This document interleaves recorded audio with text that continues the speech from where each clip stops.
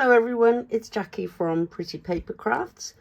Before I do anything, I just wanted to wish you all a happy new year, or happy and healthy new year in some cases. I hope you all had a very good Christmas and are raring to go back into the crafts. Now what I've done this time is I've picked back up on the napkin cards because I've had a few inquiries about how I actually adhere the napkin to the double-sided tape. So I just thought I would run through and actually do a couple with you or showing you, and hopefully it will make life a bit easier. If you still struggle, then contact me on my Facebook group Pretty Paper Crafts and I will see if I can help you or someone can help you on there. So first of all, you need napkins. You need some napkins. You need to cut them into 4, which I'll go through with you in a minute. You need a unused or discontinued card. You can, if you don't want to use your own, you can actually go in and buy a gift card, and just there you can pick them up free depending where you get it from. So you need some card and you need some double-sided tape. Now I just wanted to explain that the double-sided paper I use is just ordinary cheap A4 double-sided sheets. Nothing elaborate. I used to use a well-known brand, but I found it's not made any difference. So I cut a piece off that I'm going to be using, and I keep all the scraps because they can be joined together as long as you've got a couple of straight edges. So those, you cut your napkin into 4 like this, so you get this one, and it's got a few layers, normally 3 layers. Occasionally the small ones have got 2. If you use a tiny little tweezers like this or something very thin, sharp pair of scissors, then you can usually get the 2 layers off in one go, which is these scrap bits I just use for when I'm doing gluing, and that they come in quite useful. And this is what you're left with, these napkins. So I'm going to show you, I'm just going to show you firstly what I do with the first piece. I cut it roughly to fit the napkin. The first piece I put on, I cut some blank card here. It doesn't matter about rough edges or anything. And I just put the blank card, stick it onto there and pull the remainder of it off. Now I'm left with double-sided on one side and nothing on the other side. Now what I do tend to do is to cut all the sticky bits off, because you will find that they'll get stuck in your napkin and things like that. So this is what you've got, and I'm going to peel this one off. This is your piece ready to put your napkin on.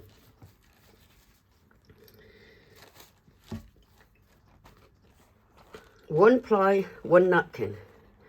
This is how I do it. I try and scoop it like this, so it's just got a flat bit in the middle, but it runs free. So I'm going to drop the middle bit down first. Then I'm just going to let the rest go nice and slowly. And then I'm just, with my finger, going to go like this to all the corners. This is where your card comes in then. You're going to just push it gently to the edge of each one, turn it round to this one, turn it round again till all 4 sides are done. Then you go back and finish it off. Now what you will notice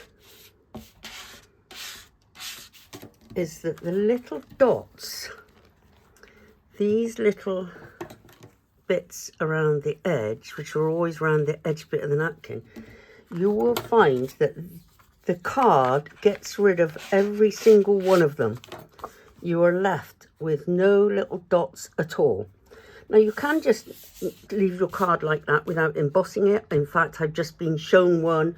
A family member gave me one for Christmas and it wasn't embossed. And even like this, I couldn't believe that it was a napkin because it is just so flat. It's not really got a texture, but it's not really smooth like a card neither. But I just thought it was really gorgeous because I automatically always emboss mine. But I was impressed by it. So thank you very much, sister, for showing me something that I wouldn't normally do. That's it. That is how easy it is. I will do another one. I won't do the card side of it. I will just do the napkin side of it, just so it's a bit crinkled there. That's why I'm not that that matters too much, but just for ease of the video, it is a bit easier. Again, like this, so it's nice and single layer and it runs nice and smooth. You put it down in the middle, just gradually drop it down, and then just go on the outside from the middle like that. And then you start, you see, you've got, let me just do half of it and I'll try and show you what I'm trying to explain. I'm not sure if you can see that, but there's dots. I've smoothed it there, but there's dots down here. Not sure whether you can see that clear enough, but you will understand what I'm talking about. And then you just go around all the edges. See if you can see that there. This bit's smooth. This bit I haven't put the card on yet. I better turn that over. Haven't put the card on yet, but you will notice. Now, seeing this on here, I've left here for a reason. Most napkins are copyright or trademarked. They are not free for you to sell. Obviously, you can make them and give them to family and friends, but you cannot sell them. Saying that, a lot of them now are free to use. There is a shop, an online shop called, I think it's the Napkin Shop. I think that's what it's called, the napkinshop.co.uk or .com. And they've just got hundreds and hundreds of different napkins. You can buy them in singles. Well, a single, as you know, makes 4 cards. You can buy 2. They're about 32p for one. So that gives you 4 cards. So they're really, really cheap to make. You use any card on the back of it, like that other one I've just done. Just scrap white card. And then I emboss it. I would sooner emboss it. I don't do the glitter or anything. I just do the heat embossing for the texture. So I'm just going to move this one out of the way and leave this one here just to show you what I actually do. This one I'm going to show you first because it's a boo-boo. Now, I like to show you the ones that I messed up. The texture on there is gorgeous. It's a nice Easter one. But I didn't realise at the time because I don't have my embossing folders labelled, but this is a 3D embossing folder.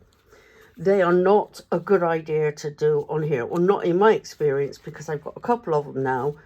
And when I show you another card in a minute, that was 3D. That was okay, but it's very difficult. Look, and that's with double-sided tape behind.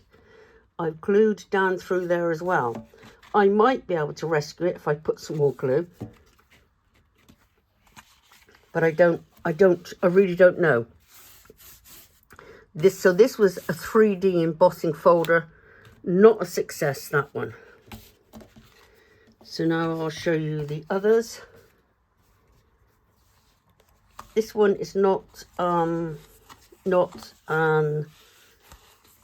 3D one. This is just a straightforward one, but look at the lovely texture depending what your embossing folder depicts. I don't have, I say I don't have many. I've probably got about 20, but I don't have that many. But because of the background and this art type napkin, I just thought this one was suitable for that. This one again, now this embossing folder has got a top and a bottom, and it comes around, so this is completely smooth going through there, but you've got the top and the bottom. That is something you could use with any of them. Well, I think most of them you can use with any of them. So that's the second one. This one again, the napkin is very busy. It really doesn't matter what embossing folder you use because it's a very busy card anyway. Again, another one of the napkin ones. It doesn't matter what embossing folder, but you get that nice and smooth and flat surface, although I have used a layer of foam in between the black layer and this layer on the top of the thing.